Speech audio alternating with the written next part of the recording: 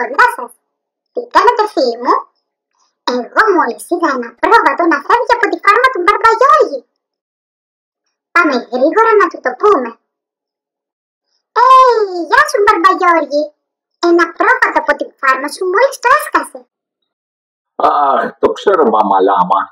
Είναι σκανδαλιάρης αυτός ο Γκριζούλης. Πάντα επιστρέφει στη φάρμα όμως. Μην ανησυχείς.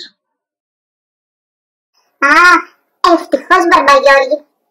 Μπορώ μήπως να έρθω να δω τι κάνουν τα υπόλοιπα ζωάκια σου? Καιρό έχω να τα δω. Κόπιασε Μπαμαλάμα. Μα τι κάνει μόνη της η Άδα η Αγελάδα? Η Άδα η Αγελάδα βόσκει κάτω στη λιακάδα. Δεν είναι μόνη της όμως. Να, πιο κάτω λιάζονται και οι υπόλοιπες αγελάδες. Μα τι μεγάλα ζώα που είναι οι αγελάδες? Μεγάλα και ήρεμα. Τρώνε χόρτα, σανό και ειδικές τροφές που τις βοηθούν να παράγουν γάλα. Αλήθεια Μπαρμπαγιώργη, πώς παίρνουμε το γάλα? Έλα Μπαμαλάμα, πάμε να σου εξηγήσω. Οι αγελάδες έχουν μαστούς και τις αρμέγουμε. Παλιά τις αρμέγαμε με τα χέρια, καθισμένοι δίπλα τους και μαζεύαμε το γάλα σε κουβάδες. Πω, ακούγεται δύσκολο. Και τώρα πώς τις αρμέγουμε τώρα Μπαρμπαγιώργη? Τώρα στις φάρμες χρησιμοποιούμε ειδικά μηχανήματα που αρμέγουν τις αγελάδες πιο γρήγορα και πιο εύκολα. Έτσι μπορούμε να φροντίζουμε περισσότερες αγελάδες και να έχουμε όλοι φρέσκο γάλα κάθε μέρα.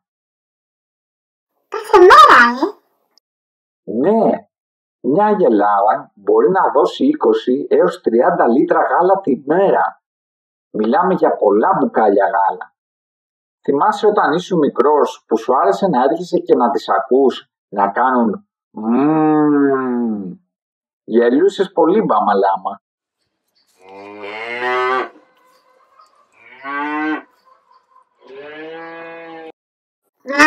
Ακόμα μου αρέσει ο ήχος που κάνω και ας έχω μεγαλώσει Μπαρμπαγιώργη. Μπαμαλάμα, το ξέρεις ότι οι αγελάδες μπορούν να αναγνωρίσουν η μία την άλλη, αλλά και τους ανθρώπους, από τη φωνή και τη μυρωδιά? Αλήθεια?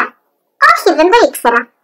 Και δεν μου λες Μπαρμπαγιώργη, το γάλα που μαζεύουμε από τις αγελάδες, τι το κάνουμε? Μπορούμε αμέσως να το πιούμε? Το γάλα που παίρνουμε από τις αγελάδες πηγαίνει σε ένα εργοστάσιο όπου καθαρίζεται και ετοιμάζεται για να το πιούμε. Πρώτα, το γάλα φιλτράρεται για να αφαιρεθούν τυχόν μικρά κομματάκια.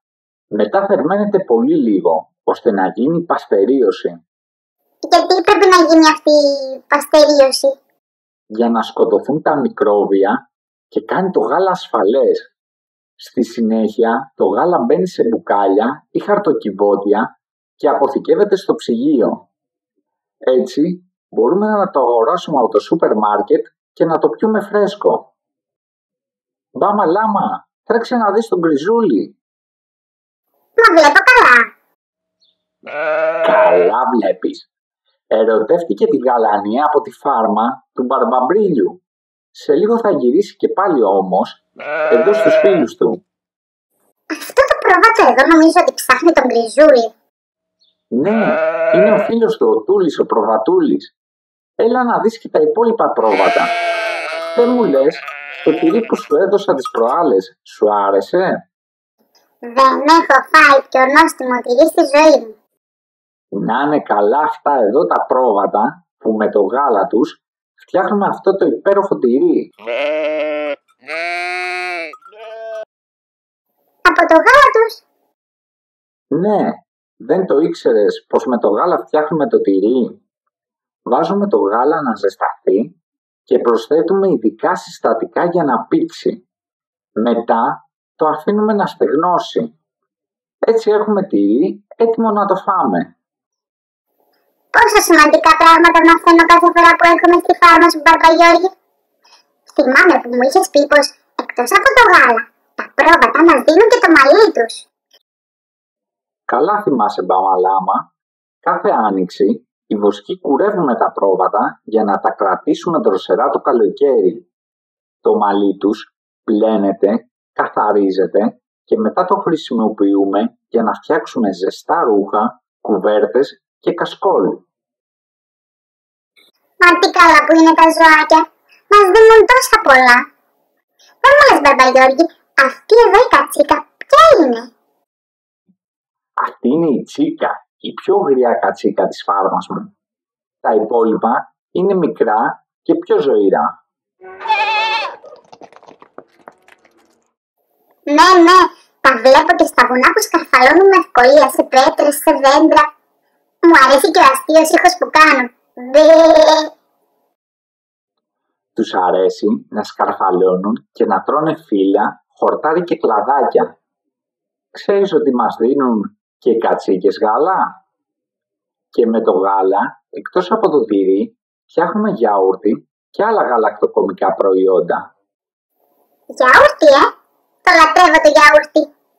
Μα πώς ακριβώς το φτιάχνουμε, Μπαρμπαγιώργη, το γιαούρτι? Πρώτα, ζεσταίνουμε το γάλα και προσθέτουμε ειδικά βακτήρια που το βοηθούν να πήξει. Μετά, το αφήνουμε σε ζεστό μέρος για μερικές ώρες και σιγά σιγά γίνεται πηχτό και κρεμώδες. Έτσι, έχουμε το νόστιμο γιαούρτι. Και νόστιμο και θρεπτικό. Μπάμα λάμα! Να, ο φίλος ο Κανελής, το γαϊδούρι. Θυμάσαι όταν ήσουν μικρός που ερχόσουν για να παίξετε? Πώς δεν θυμάμαι. Μα τα υπόλοιπα γαϊδούρια πού είναι, πού έχουν πάει? Εδώ παραδίπλα είναι. Τα γαϊδούρια είναι δυνατά και υπομονετικά ζώα. Παλιά μας βοηθούσαν μεταφέροντας φορτία. Γνωρίζεις ότι και τα γαϊδούρια μας δίνουν γάλα? Αυτό σίγουρα δεν το γνώριζα. Ναι, και μάλιστα το γάλα τους είναι πολύ θρεπτικό. Μοιάζει πολύ με το μητρικό γάλα. Είναι ελαφρύ, έχει λίγα λιπαρά και με αυτό φτιάχνουν σαπούνια, κρέμες και καλλυντικά. Τι γλυκά που είναι τα γαϊδουράκια. Γκαρίζω πολύ όμως σήμερα, τι μου φαίνεται? Μόνο σήμερα, μπάμα λάμα? Και δεν μου λες, Μπαρμπαγιώργη, πώς λένε όλα αυτά τα ζώα που μας δίνουν γάλα? Τα λέμε γαλακτοφόρα. Και ξέρεις ότι με το γάλα, εκτός από το πεντανόστιμο τυρί και το θρεπτικό γιαούρτι, φτιάχνουμε και άλλα πολλά προϊόντα? Να και κάτι που το ξέρω, Μπαρμπαγιώργη. Τα γνωστά σε όλους μας γαλακτοκομικά προϊόντα που μου αρέσουν όλα πάρα πολύ. Από το γάλα φτιάχνουμε το βούτυρο, το νόστιμο χαλούμι, το αγαπημένο σε όλους μας παγωτό, την αγαπημένη σε όλους μας σοκολάτα και διάφορα άλλα προϊόντα. Σωστά, μπάμα λάμα. Το γάλα μας δίνει ενέργεια και μας βοηθά να μεγαλώνουμε γεροί και δυνατοί. Ελπίζω να σου άρεσε η ξενάγηση στη φάρμα. Τώρα σε αφήνω όμως για να πάω να μαζέψω τον Γκριζούλη. Γκριζούλη! Έλα, Γκριζούλη, μαζέψου! Γεια σου, Μπαρμπαγιώργη. Γεια σας και εσάς, παιδιά.